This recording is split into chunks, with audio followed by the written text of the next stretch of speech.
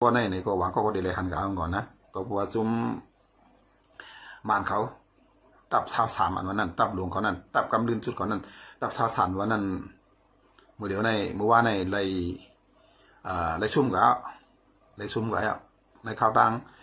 อันเขาบางเดียบางว่ามาในก็ใครสิบันปลายเจเนียโย่ก็ตับชาวสามในเขามักควันกันดิดันหมดนั่นนะเดี๋ยวก็เมื่อว่าวันที่13ก็ขึ้นย้อนเสียนต่างเหก็ขึ้นมาจู้กันตั้งเมืองใหญ่ป่ะนะเห็นข่าวมาเมื่อวานเนี่ยเ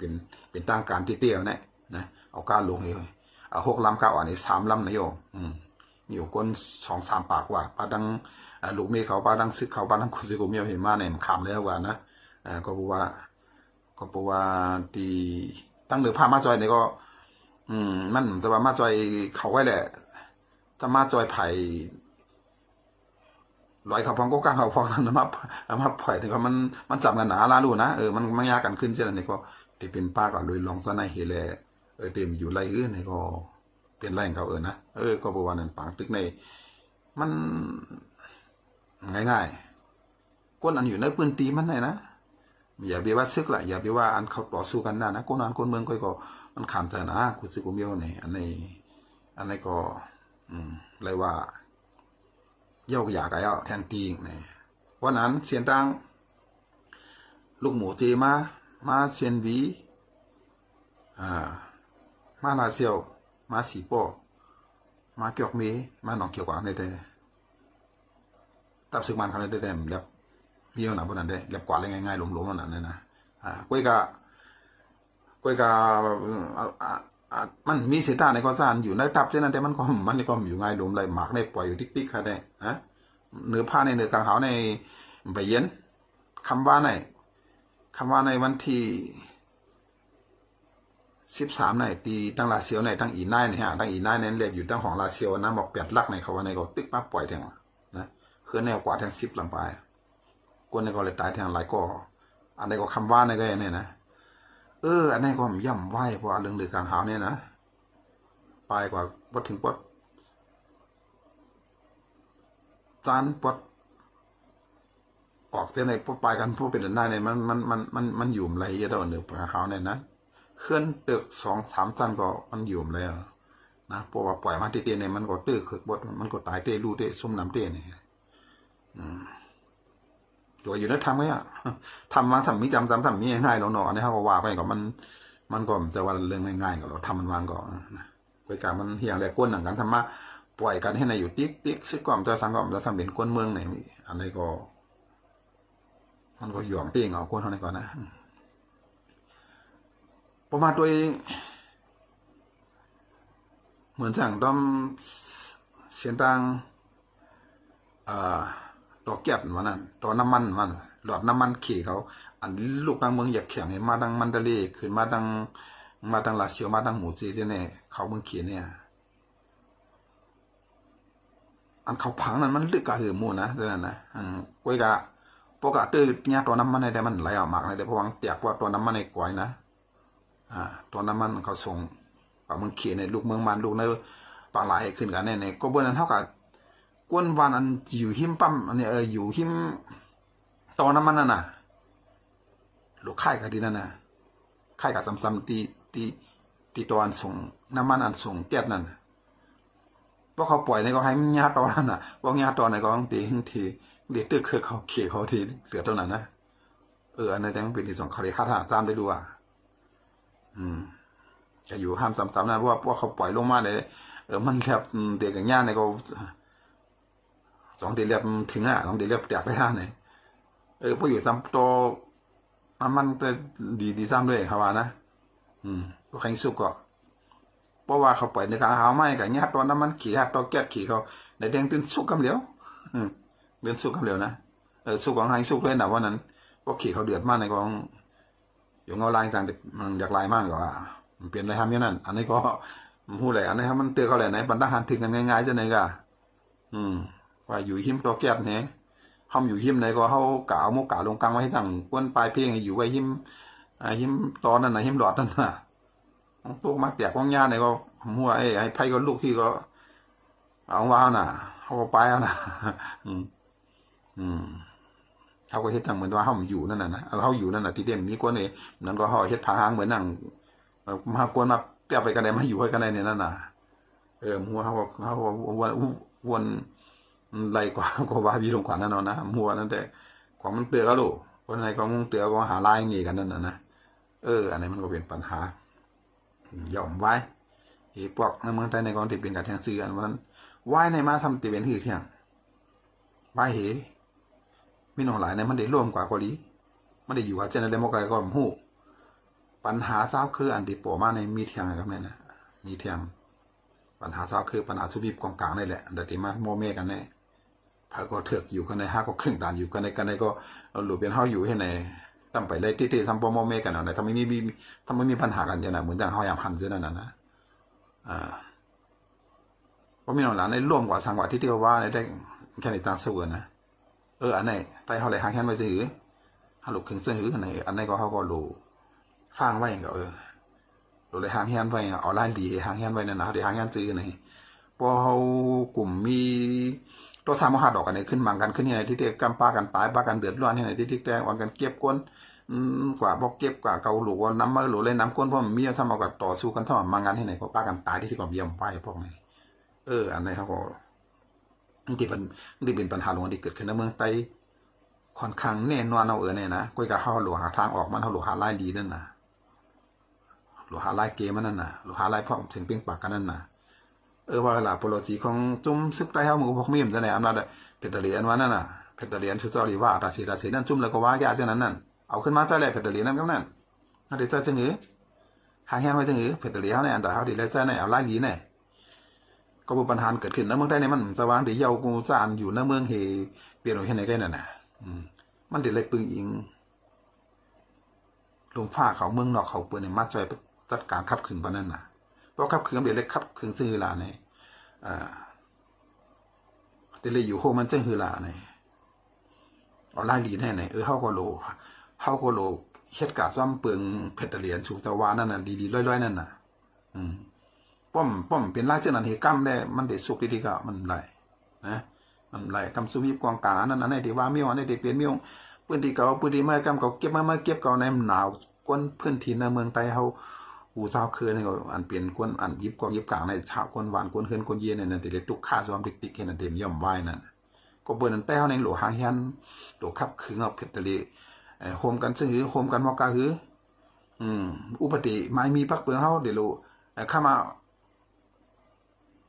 ลุงมองซึ่งกลางนั่นเป็นชื่อลุงมองซึ่งเมืองหรือเมืองนั่นดัดและรัดนั่นเป็นชื่อเนี่ยเจ้าเนี่ยมันหลวงหางยันไปพอถึงขายำเปิ้นสนใจมาเห็นเลยนองเมืองเปิ้นเดี๋ยวมาอู่เพราะว่าเขาหลูเปิ้นในเขาเด็กใครต่างในเปิ้นในใครในน้ำบันเขาผิดเลยซึ่งหืออุปเปิงซึ่งหือน้องเพียงเปี้ยงซึ่งหือเมื่อก่อนเป็นหือมาเขาหลูอะไรให้ซื่อเนี่ยอันนี้เขาหลูหางยันไม่มัวแล้วในแองเข้ากันพอท่องพอจ้าพอโตพอออกหลูเข้ากันอุปกันหลูคือซึ่งหือ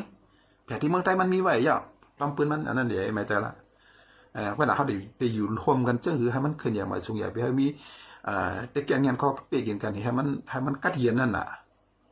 แห่งเพ่งเปี้ยงกูเจ้าคือกูก้อนั่นน่ะกูไหนแห่งเป็นเช่นนั้นน่ะอยู่จอมเปิงนั่นน่ะเพราะห้ำหมอมาห้ำหมอจะทำหมอขึงก็เขาก็กับปืนยิงเบื่อเนี่ยขับขึงปันซึ่งคือในเอาหลงหมอพร้อมกันน่ะเขาหลงมีเอียนแห้งก้นเมืองนะครับนั่นเขาหลงปึ้งถูกยิงเลยปึ้งยิงซึกลุมฟ้าห้าไหนก็ปืนยิงน่ะมือเหลียวแน่เลยเหตุ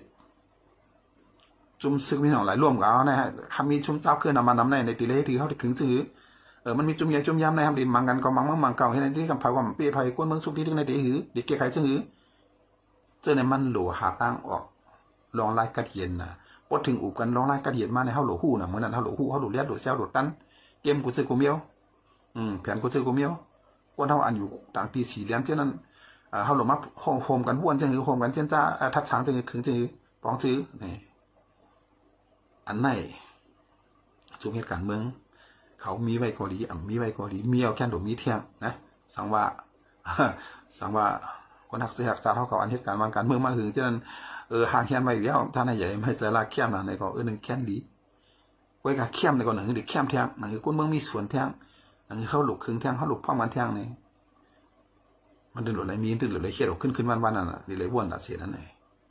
คนแต่ขากูก็อันถ่อมเช่นในพายเกาหลีโดอันกันมากเอาจะใส่ลองอยู่คมกันให้กัดเย็นเนี่ย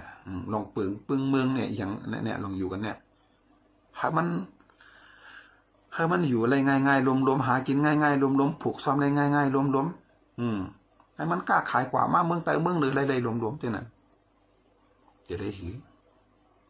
แต่แรงเงี้ยมันจะหือลูกหลานเขาอันตัดดิสืบเมื่อนากันเนี่ยเราเล็กถึงซึ่งหือคนเหตุการณ์เชื่อคือเขาการเมืองการเชื่อเขาอายุใหญ่มากเขาตั้ง60-70 ปีปลาย80จำมีก็มี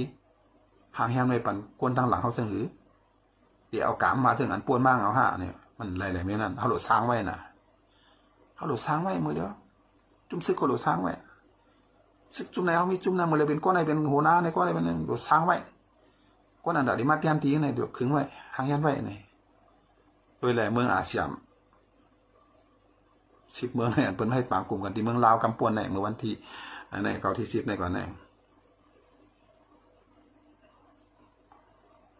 เมืองสิงคโปร์เปิดก็เป็นกวนใหม่เมืองกัมพูชาในก็เป็นกวนใหม่ฟิลิปปินส์ในก็เป็นกวนใหม่นะคืออย่างคือไอพอดีดามากอดมันน่ะเป็นลูกเขาหลานเขาขึ้นมาเฮ็ดนั่นเฮ็ดนั่นน่ะเขาเป็นก้นใหม่นะเมืองไทยเขาเป็นก้นใหม่เป็นคนยิงอาชักก็คือ38เนี่ยนะก้นใหม่นะอันเปิ้นสร้างไว้น่ะเนี่ยเปิ้นสร้างไว้ตัวเตี้ยนเปิ้นอันตาได้ขึ้นเฮ็ดวันเฮ็ดเมืองเขาในรู้กันไหนเขาสร้างไว้ล่ะเขาอันนี้เขาก็โหลสร้างเขาเนี่ยนะก็เบอร์ข้าวยำเนี่ยมันก็ป้นกับเยอะกับอายุก็เยอะสังกะลองตรงหนึ่งลองปลายบนเนี่ยมันเอียงมันเรียกลายเหมือนที่เดียวรู้หมดแล้วเนี่ยเอียงก็เรียกลายเหมือนเอียงก็เรียกลายเหมือนขึ้นมาเนี่ยเขาก็โหลสร้างให้รักเรียกมาโหลหาก้นอันใดขึ้นมามาจอยกันเฮ็ดให้มันเข่าปักเข่าเปลืองให้มันแม่นล็อกแม่นลายอันนี้ได้พอปล่อยให้สั่งกูปวงเลยเปิดในมาหิมเฮ็ดทั้งหมดเอานะเมืองไทยในเปิดในมาเมืองเขาในเปิดในมาหิมเฮ็ดทั้งหมดเอากันก็เป็นคนเปิดในมีทางหูทางหาในดีมากคือเอาให้กันนั่นวิธีกันในเฮ็ดไหนเปิดในมากคือของหมดเอามันเป็นบ้านเป็นเมืองเขาเสียตาก็บ่ถึงขิงข้าวยามเขาหลุดไหลมาในห้องหู้ห้องหมอเอาในมันก็ได้เปลี่ยนกว่าของเปิดแค่นะอันนี้มือเดียวนั่งหลุดตื่นได้ตื่นว้าวได้เขานั่งหลุดมันหลุดพวกกันตื่นได้ตื่นว้าวหลุดขึงได้ขึงว้าวการขับสืบขับสารการอุบกันการเข้าหากันอุบกันอยู่ติงอุบกันลองกันชื่อกันคือเนี่ยมันก็ง่ายว่าง่ายมือเดียวเนี่ยมันก็ง่ายว่าง่ายมึงกูพอในตาที่เฮ็ดปากกูกันเนี่ยจะง่ายๆเนี่ยคนอยู่หัวเมืองหางเมืองมังยากันทั้งตัวทั้งออกแต่ที่มังยากันให้พวกมีคนโห4-50มันโหปากมันเนี่ยอุบกันเนี่ยมันจะง่ายๆพวกเลยเขาในปางกูมองข้ามตัดที่รัดความแทงให้พวกเลยรัดเขาดัง10 นาทีเนี่ยครึ่งชั่วโมงเนี่ยก็มันใช้ง่ายๆนะอันนี้หมดแล้วในเขาใครรันทางนี้กันในก็อยู่จอกเลยเสียงอะไรก็อุกันได้ง่ายปลอมแต่กันได้ง่ายอันในเขาหลวเอาในเปลี่ยนน้ำตาลพรดีตาใต้เขาตาการใต้เขาตาประโยชน์ใต้เขาเนี่ยเทคโนโลยีเพิ่นจ้ามาหมอกกันได้เลยเพราะห้องมีนำการที่ห้องมีตั้งหูเอามาจะให้เป็นพรดีในก็มันก็หมอมันก็เป็นนั่นน่ะมันก็เป็นอันอาหารนั่นน่ะมันหลากันเมียวแฮมขึ้นตัวในหลุมฟ้าเป็นอยู่เชิงหือเมืองเปิ้นขึ้นเหยียบเป็นอยู่เชิงหือเปิ้นเหตุการณ์ทางเปิ้นอุบกันว่าหือเนี่ยห้ามหูยแหละจะในห้ามกูมาปาดไล่เฮาเหตุกรรมอันนั้นเป็นอะไรอันนั้นมีนะกรรมอายนั่นอีนั่นในป่าในกูมาหลากันน่ะสิก็มันแล้วเว้าเฮ็ดนั่นนะก็น่ะมันมีเอาไว้กว่านั้นฮู้ว่ามันไปออกมากันนั่นน่ะมื้อเดียวเนี่ยนะว่าก็ขอทับลองพี่หลอกถุงในเลยดีแค่มื้อเนี่ยก็กับบ่มลูกเฮ็ดมันก็ไหลนั่นน่ะนะบ่มลูกออกลาดมันก็ออกสังมามปอสังมานั่นน่ะก็บ่ดันเฮาก็มาโปกตื่นกันมาซ่อนตุ่มกันน่ะแน่เฮาลาดจังนั้นแน่มันเป็นลองดีกว่าน่ะมันเฮาลองดีเป็นใหญ่ไงเอาลองดีลองถูกแม่นลองอยู่คมกันอย่าไปอะไรขี้เน็กเต็กเตียงกันอย่าไปอะไรเป้กินกันให้หมอหากินง่ายๆรวมๆสังวันนั่นน่ะหลบเมียวในกันน่ะในเฮ็ดอะไรบรรพาล่ะนะเฮ็ ฮ็ดไว้ปันกวนทางหลังเฮาลูกหลานเฮาอันใดได้ใหญ่ขึ้นมาในลูกหางยันปันไว้ปันสังเขาในผมเลยหางยันไว้สังก็เหมือนหนังอันปนมาเสียนั่นน่ะพอห่มเลยหางยันห่มเลยขึงห่มเลยมีแผนการอย่างในของปีนหัวเส้นนั่นแค่น่ะเปิ้นก็มาคุยเอากายหาบิญญาหาตั้งหูในปนพวกกะส่วนลิกเปิ้นกว้างเปิ้นในของก็เป็นของเปิ้นไว้ให้นั่นดิแค่อันมันกะคู่เต้ๆคู่เรื่อยๆให้ตัวพังขึ้นมาเป็นของสกอบขึ้นอันนั้นมันมีก้อยมันมีน่ะปากก็เหียงก้อนนึงได้มี5ก้อน2ก้อนนึงได้มีตำหัวกับนั้นมันได้เยียนก่อยให้นั่นดิแค่น่ะแต่ว่าเฮาพอเฮาหลุดอะไรเป็นของเฮาซื้อในก็เฮาถึงโดดเครียดเอาคำเดียวเฮาโดดสวนล้วน4 5ขบขึ้นมาในของหลุดเป็นของเฮาหลุดสวนเอาให้นั้นคำเดียวเปลี่ยนของให้นั้นขึ้นกับคำเดียวตีเงาให้แม่นๆคำเดียวนี่บ่ทำตีเงาแม่นก็ป้องบ่ให้มีตังหูจ่อให้ขึ้นมาเฮ็ดในเมื่อกว่ามันอันเมื่อกะหาตังหูนั้นเปลี่ยนความเบื่อดูเป็นความเบื่อมันเป็นดิกเบื่อมันเปลี่ยนตังหูเบื่อนี่น่ะพอเฮาตีลองไปนี่แต่มือเรียกในอันไหนไตเฮาอันไหนคือไตเฮาอันไหนปืนเฮามีเส้นในเส้นไหนกันนี่เขามีหอกคำเขามีหอกเสียงเขายังเหยื่อกันหน้าเนี่ยเขาเส้นไหนเขาใส่มันก็เดียวปองเหยื่อมาหูมาเนี่ยมันกติกาหาตั้งหูมันทางกล้วยแทงเช่นไหนกากูแทงกำนั้นตีนั้นก็สอนเส้นไหนตีนั้นก็สอนเส้นไหนหลายตีเหมือนกันหมดเนี่ยมันเข้ากันก็เดียวนะมันหยาบไปเยอะนะเส้นนั้นมันป้องเปลี่ยนนั้นมันหยาบอะไรเพราะเห็นป้อมหางยันมันก็เปลี่ยนแล้วท่านไหนเพราะหางยันของเปลี่ยนเพราะเฮ็ดของเปลี่ยนนั่นนะอยู่แล้วหลุดลองดีก็ให้มันมีฮะหลุดลองดีลองเฮ็ดให้ถูกเมียนก็ก้วยหน้าเฮาก้นลงอันมีอันหาเฮ็ดนั่นมันซื้อห้ามันถูกห้ามันแบบติดเทื่อห้าอันนั้นแบบเดียมคือถ้าอันใดเฮาไปเลยเฮ็ดอันใดเฮาเฮ็ดยาวนี่เฮาบ่หลุมเฮาอุบกันมื้อแล้วในอันเฮาหลุดละเฮ็ดเลยเฮาเฮ็ดมันมีนำหน้าแล้วแน่มีนั่นแน่อันเฮาหลุดละเฮ็ดได้เฮาเฮ็ดได้นะอันเฮาเฮ็ดกว่าทำเฮ็ดพิษนี่ก็ทำมีแทนประมาณตัวนึงนี่เด้เดี๋ยวเฮ็ดหนังที่เตี้ยนะเดี๋ยวผิวๆไงลึกๆเนี่ยเดี๋ยวมีลองการสร้างกวนสร้างที่นั้นเดี๋ยวมีอย่างมันเหมือนหนังว่าสลาเก่าสลามาแค่นั้นเองเฮ็ดหนังก็อย่างมันแผนการเฮาเนี่ยให้มันลึกถึงเสื้อซักติดๆตกแผ่นดินติดๆตากกวนติดๆเนี่ยอันเกิดขึ้นมาหมาเจ้านั้นติดๆอันมีอยู่เจ้าที่ไหนหามันไปเรียบถึงเจ้านั้นก็คือนะมันเรียบถึงจำเจ้าว่าไปมันหมู่เฮาจุ่มเฮาแน่เฮาหลุยเฮ็ดนั่นเฮ็ดแน่ใน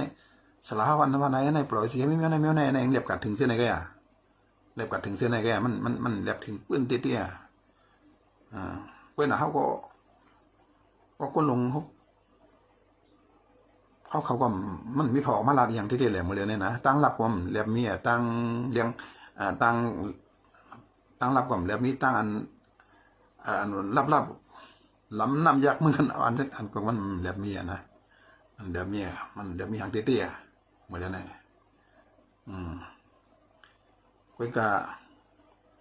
ผู้มีตังหูเขาอันสอนเล็กสอนไล่ในเมืองไทยเจ้านั้นในก็เจ้านั้นได้มีก็ใจใหญ่ของเขาก้อยนาซีก็มือเลี้ยวในมันหลุดเลยหางเฮียหลุดเลยเฮียเราหลุดเลยเฮียหลุดเลยกลุ่มกันไว้หลุดเลยจับมือกันไว้หลุดเลยจำใจกันนะหลุดเลยก่อห้ากันนะอันนี้เราถึงวันลองหลุดเฮียในวันนะโดยกาพอมาโดยดังลองกว่าลองมาลองปัญหาผ่ายไปมากมีลองอยู่ลองกินอย่างมันก็ลองหยับยั้งขันใจเรื่องเสื้อในก็มันก็ง่ายมันสุกุมเมี่ยวมาเลยนะมันเต็มสุกุมเมี่ยวมันสุกุมเมี่ยวว่าห้อมหิมเฮ็ดหิมอยู่หิมสร้างในเกียรติการของเต็มเปลี่ยนให้พวกเต็มเปลี่ยนให้พวกนะก็เบอร์นั้นเดลิว่าคือล่ะเดลิคือล่ะในมันก็หยาบไปป้อมมิสัยที่ในป้อมมิสัยที่ป้อมมีใครเลยใครเปลี่ยนที่ในมันก็หยาบมันง่ายมันง่ายเดี๋ยวก็โกนมันก็ใครมีมือพอเมืองสุกในก็พากันไปกว่ากินตีหมาห้างผังมันในบางคำพองก็มันก็กัดอะไรดีๆที่กินมันหาเลี้ยงใส่อะไรดีในกองก็อยู่ให้นั่นในกองป้อเช่นนั้นในป้องอ้วนขึ้นตั้งเก่าตั้งหลังในกองเป็นการลองอิ่มลองมือลองตลาเช่นนั้นมันก็อ้วนกับเช่นนั้นก็ทำเป็นนั้นเตะก็ผมต้องตลาก็เบอร์กินเด็กๆติ่งไปกินกันในหาไล่บีบยันกันในกำย้อนกันในเมี่ยวอย่างนี้ก็คนนี้อิ่มไปบ้างไปกับอะไรก็กับอะไรดีๆเลยเก่าในก็มันก็มีตั้งใครมากนะ น้ำหนาเมียนั่นก็เปลี่ยนนั้นก็ในแค่หูปากใน80เปอร์เซ็นต์คำว่าในนะ80 90เปอร์เซ็นต์จนถึงวันต่างคนกว่าอยู่เมืองไทยเนี่ยจะต้องวนเลยแหละอันก็เลยกระทบกันตรงที่นั่นมีพระธรรมดังเมื่อมื่อหลุดขึ้นเมื่อเฮาหลุดเมื่อคืนเส้นนั้นเชียงในหลุดเมื่อหางยันเชียงในเท่าไหร่ก็เมียนว่าไอ้หลานเฮามาไอ้น้องเฮามาทางอินมองเหยียบมาหลวมานั่นเพราะเหตุการณ์เฮาแหละเนี่ยมีเส้นไหนกันไหนเพราะเห็นบ่ได้เก็บซื้อกันเนี่ยเส้นไหนกันน่ะอันตีน่ะแน่ทำเป็นอันตีเพราะกว่าก็เย็นน่ะไอ้ยังไม่เจอคือเปิดแล้วน่ะเนี่ยทางนี้พระอันนี้มันก็เปลี่ยนไว้นั่นจอมทัพว่างนั่นน่ะกับเมืองมันก็เย็นเมืองมันกับเมืองไทยก็เย็นเมืองไทยกับเมืองขี่ก็เย็นเมืองขี่กว่าเมืองอะไรก็เปลี่ยนหลายเห็นน่ะมันมีเฮาว่าก้าวน้ำอันกว่าไรนั่นน่ะอยู่ไปอยู่ทำใจหูไหนเมื่อเฮามีไรมันก็เจี๊ยน่ะหูไหนมันเหลือในพวกนี้หาก้นเนี่ยได้แหละหาก้นเหตุการณ์ได้เลยมันหยาบนะเหตุการณ์เจอการเคลื่อนเนี่ยการอีช่างขยะอ่ะมันหยาบนั่นน่ะกูปัญหากูซื้อกูเมียวปัญหายาเมากำปัญหาแล้วมันปัญหาอย่างเสียนเปิงว่า13เสียนเพิ่งกันเพราะนั่นน่ะมันเป็นมันนั่นน่ะมันเคยมีอันดีเห็นเมียวกันนะก็ปืนนั้นของห้องตื่นตัวห้องพังแย่นทางมานั่นน่ะมันกูปอกห้องพังแย่นมาเพียงมามันขับขึงอย่างมาห้อง2เป็นเช่นไรนั่นน่ะนะต่อถึงมื้อเดียวนี่เขาตกซุ่มมากันได้นี่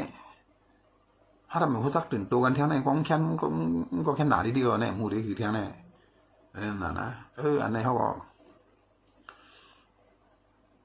เอาตัววันแรกตัวอันมันทักจะคือวันแรกมันทักจะคืออันเนี่ยมันทักมันหื้อเนี่ยเนี่ยนะเมืองนอกเมืองนาก็หิมกัน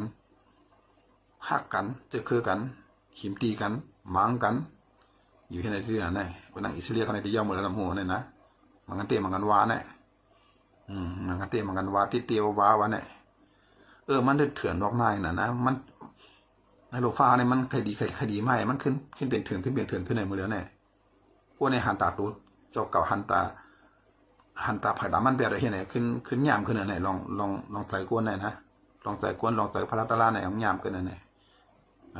เปลี่ยนเสื้อนั่นนะก็เพื่อนนั้นก็เขาก็พอกลุ่มมาตลาดที่ห้ามลูกผมเฮียทางห้ามคึงซึ่งห้ามเอาห้ามมีเจจุงลองอันเท่าตาดีอยู่อุปเปลืองเข้าขึ้นไรเนี่ยก็เพราะห้ามมีว่าไรห้ามมีซึกเนี่ยห้ามมีก้นเมืองอันแข็งเนี่ยห้ามมีพร้อมกันเนี่ยห้ามเป็นอันหนึ่งอันเดียวกันเนี่ยเพราะห้ามมีแต่ไหนมันก็เป็นทางหน้ามันก็ซุ่มกว่าเห็นอะไรที่ก็ให้เปิ้นมาเฮ็ดตอนเฮาเบิ่นมารอแม่ในเฮาลูกเฮ็ดเราทั้งไว้เฮาไว้มันก็อย่าไปเฮ็ดผิดทั้งถูกอันเฮากึ่งดันเฮ็ดในเฮ็ดห่างๆเฮ็ดไล่ไว้คำเดียวพอห่างเฮ็ดในมือในพอแทงอิดมันหลวนป้องหลวนในเฮาเนียนใส่เลยคำเดียวเหมือนนั่งมือเหลียวเนี่ยครับพอเฮาได้เหตุการณ์ที่การคือที่ในมันหลวนอารมณ์เหลือเลยหลวนน้ำเตี้ยๆหวานเนี่ยอันมีมือเหลียวให้แต่2-3 ชีวิตให้ก็บ่เฮ็ดกันนั่นให้คนชื่อเขาเนี่ยพอได้เพจอันหนาเฮากวนเฮายิบซึกกวนเฮายิบผ่ายการเมืองกว่าในพื้นที่ติงเจตวนติงเจเวียงติงในได้หลายแห่งกว่าเลยมันเฮ็ดอะไรแล้วมันมีอะไรแหละพอได้เฮ็ดมอกายอยู่กับไอ้ที่ตอดเฮอย่าไปแฮงย่อมเลยเก่าอยู่แต่เฮายามอยู่มันได้มันก็ไล่ก็มันง่ายๆเดี๋ยวมันเป็นตาเสียตาคือตีเลยเพราะมันโหลเฮ็ดนำหรือนั่นแหงโหลเฮ็ดตี้โหลเฮ็ดกูตี้โหลเฮ็ดกว้างเฮ็ดนั่นน่ะมันจ่องตีเปี้ยไรกำในรองขาวเส้นนี่ก็เหมือนกันน่ะรองขาวนี่ก็โหลคู่ก้นก็อยู่กันเลยกันเลยเสียเวียงกันเลยมือเดียวนะเสียเวียงในเกิดดีมากลองให้เป็นชื่อลองดีเป็นชื่อก้นให้เป็นชื่อก้นให้เป็นชื่อก้นจวนมีชื่อไหนพอห้ำพร้อมกันห้ำเข้ากันกูตีห้ำกับสิเป็นตาสีเนี่ยมีคนให้คนเบิกมากกว่าห้ำจอมเงียบไหลห้ำจอมตีไหลมันเปลี่ยนเช่นนั้นได้รู้นั่นมันนั่งเมืองไร้คาเนี่ยมาจนกันนั่นจนค่ำกันนั่นหมดกันเงินวันที่2ไอเฮง2เฮงวันนั่นมันตีไรรู้ก็เบื่อหังคนยิบกวางคนน้ำกวางกางก็หาง่ายจุ่มละหู้พอเฮ็ดหู้เห็นไหมป้องกว่าก็ยาวเมียเด็กกระติงเลยสั่งว่าเขาพร้อมกันสั่งว่าเขาป้องกันเข้ากันก็เลยสร้างให้ก้นจวนให้เป็นจุ่มแล้วมันเปลี่ยนผามันเปลี่ยนเขาเป็นหูเปลี่ยนตากูก็ก้นอยู่ในในวันในสั่งในฉิงในซึกในได้แหละหมอกนาเนี่ยมันอย่าไปรอหูกำเลี้ยวลูกเหลือมาเนี่ยเหมือนสั่งเมืองราคากันนั้นหูกำเลี้ยวว่าเป็นผาเป็นจุ่มแล้วเนี่ย ก็ไปการหู้ก็หู้สืบสืบมากก็ทำเป็นสามเป็นจุ่มมันยิบกองกลางเป็นจุ่มใหญ่แค่นั้นแหละมันจะพาหลอกคนสักคนวานคนเมืองมันกะเฮ็ดอะไรหรอกอย่างคนน้ำเป็นจุ่มแล้วหู้เนี่ยนั่นวันไหนก็คำฟังก็หู้หรอว่าเป็นจุ่มแล้วก็มันจังให้ถือนั่นนะเป็นไล่เถื่อนนั่นนะแต่พอเป็นไล่เถื่อนพอปล่อยไล่เถื่อนก็เป็นไล่เถื่อนที่เดือนนะมันใครยังบาบุกบอกนะพอสลางมีตัวรองตะไลเห็นในก็คนวานก็อยู่ง่ายเย็นเลยว่ามีศีลมีธรรมเนี่ยบอกงี้สลางอันห้ามเมื่อกี้นั้นห้ามหันไล่ไล่จะก่อคำน้ำเย็นในกองตุกายเย็นเนี่ยก็เป็นไล่นั่นแค่ไหนนะไล่นั่นแค่ไม่อ่ะก็จะเป็นเส้นหนึ่งที่เด็ดสุดที่แค่เพราะผมหางยันสื่อนะผมคือสื่อเพราะผมหางยันลองตัดได้อุปเปิงกันลองตัดได้ทิ้งก้นดีมันแค่เดมันแค่เดมย่อยพอผมเปิดเส้นเมื่อน้ำมาในก็ตีแตกหลายที่เมื่อเข้าในก็ไปด้วยผมพอคือเขาน่ะมาในสีพอในก็ซุ่มละมาเลี้ยวเนี่ยเส้นด้านที่ว่าเมื่อกี้เนี่ยลูกเดียวหมดชีเราถึงมันได้เรียกว่าเนี่ยเราถึงน้องเขียวกันเช่นได้มีอัตมาเนี่ยวันเดียวลงได้แหละกว่าแล้วคุยกันตั้งเหนือผ้าได้ให้ดีเป็นสี่ความหูนะเขาได้อ่านห้ามสี่ความหูเนี่ยได้เป็นกับสี่ทางความหูในได้สุกกว่าทางสี่ความหูในเปิดกันในก็เขาเปิดจอมด้วยกันนั่นนะเปิดจอมด้วยจอมถ่อมอันนี้เด็กคือสี่ห้างยันสี่กันนี่เมื่อเรื่องนี้ได้ก็มุ่งม่วงการไต่เขาผู้มีอำนาจอาณาเขาเดี๋ยวอ่อนเขาเฮ็ดจังหืออ่อนคนเมืองเฮ็ดจังหืออ่อนคนเมืองขึงจังหือนี่เขาก็อุบเบิ่งกันกว่าอะไรกว้างขวางจังหือว่ายในมาพอมีวันน้องเมืองเบิ่นเขามาช่วยหรือหารายได้อันนั้นเด็กก็เย็นในเขาหลบเป็นต่างตัวซึ่งเขาหลบหางแฮนจังหือเพชรเหรียญเขาวันนั้นเขาหลบมีจังหือเขาหลบรัดจังหือหลบเตียนต่างตัวเขาจังหือเบิ่งใครอุบจังคือจังเขาหลบมีจังอันนี้เขาหลบหางแฮนไว้เต็มทวนพอถึงขิงข้าวยามนั้นมาเนี่ยเขาหลบผู้เขาหลบมีกวนเขาหลบพลัดอะไรใครสร้างในปืนเขาขั้นตอนเขามีซึ่งเขาก็อย่าไปอะไรน่าเรียกหรือคนต่างซื่อต่างคือต่างเศร้าคือเรียนอยู่ในเมืองโฮมกลุ่มเขานั่นนะก็เปิดอันนั้นเขาก็หลบหางแฮนไปนี่มือเดียวพอมาลามด้วยในในจุ่มในแบบเพื่อนเพื่อนอุบกันว่าในคนมอกนอกเมืองก็ดีมาอุบว่าในเดียมาลองเช่นในเดี๋ยวพักการนี่ฟิล์มกว่าหลานในมีจุ่มเลยจุ่มในเดียวพักกว่าในเพื่อนห้องมาจุ่มในเดียวกันในทำไมหันมือแล้วนะมีพลังเขามีเยอะความหัวเนาะพอมีก็ให้ขึ้นจันอินนั่นให้ขับขวางบนอินนั่นนะกำพ่อกวายเขาห้ามเพราะขับขวางบนนี่ตั้งหูห้ามตั้งหูเลยมันก็ยากแต่ว่าคนไทยเขาอันมีตั้งหูเลยเขาว่ามีคนนั้นมันเด่นมันก็มีอยู่หลายๆนั่นนะเมื่อเดียวมันเจอซึกเจอเสือมันเจอผายการเมืองทำมันก็เป็นคนมีตั้งหูกองอะไรอยู่ไว้ให้นั่นในมันเตรียมมีไว้ซะนั่นแหละเตรียมมีไว้เองกว่านะคนน่ะพอเขาจะรุมตุ่มกันผู้มีอำนาจคือคนหักจะคืออ่อนมากอุบกันหารายต่างสิ่งหนึ่งในอุบกันขึงกันไว้หางแหนกันไว้เลยได้พอเขามีไผ่หางแหนเกี่ยวกับร้องในร้องแรมได้ไหนพอถึงข้าวยามมาเขากับอุบไผ่เนี่ยเขากับอุบแห่งไล่กูตีนี่อันนี้ได้ยามรอบเลยเขาคัดถึงมีก็ถึงหลวงแห่งมีนั่นนะแห่งมีเขาหลวงหาแห่งสื่อเนี่ยพอถึงข้าวยามเขาเลยเจอมาในแห่งตัวตันกำเดียวอันวันนั้นผู้มีตั้งหูผู้มีอันหนาเขานั่นนะวันเฮ็ดวันสร้างในเขาก็คนเมืองบอกเปิ้ลมุงม่วงเอาลองตอนไหนได้เปิ้ลมุงม่วงอ่ะมันมีอยู่ไว้กว่านั้นเด็กเขาว่าช่วยเฮ็ดช่วยสร้างเท่านั้นได้กว่านั้นยามผ่านการวันการเมืองมาเข้าดัง40 ปีจะนั้นได้บนหูนั่นละบอกการบอกเข้าในก็ได้บอกใต้หันเขาหลุดเฮ็ดในก็ได้มันมีน่ะละแต่ว่าเมื่อเร็วในเขาขาดการเห็นการสอนเขาขึ้นอย่างนี้มันใจอันเป็นสอนยาวก็มีอันหูก็มีก้อยหนาอันหนาเขากันทำมัดเตี้ยกันไว้เลยมันจางขึ้นมันจางลาดมันมีเปลืองมันอันเจ็ดอันเตี้ยวางมาทิ้งเหนือเขานั่นไว้เลยมันเปลี่ยนไว้นะที่พ้นมาในเปลี่ยนเส้นนั้นไว้ก็เพราะนั้นเขาก็เขาหลงไว้นะสู้กันหาไล่ตั้งอันดีลีให้ก็โฮมกันพอถึงขิงข้าวยามหล่นไรมาในให้เขาอย่าไปตกเลื่อนให้เขาอย่าไปซุ่มอันนั้นก็เนี่ยพักถึงผู้มีอำนาจเขาผู้หักซื้อคือเขาหลงวันกันอุบกันห่างเฮียนตั้งเตะเอาเมื่อไหร่ว่าคำเดียวอันนั้นก็ย้อน ผากถึงพี่น้องเขาใต้กอเขาผู้ใหญ่กุนโอเขากูตีกูตั้งมีเรื่องไหนค่ะเมื่อไหนค่ะอ้อมาสงค่า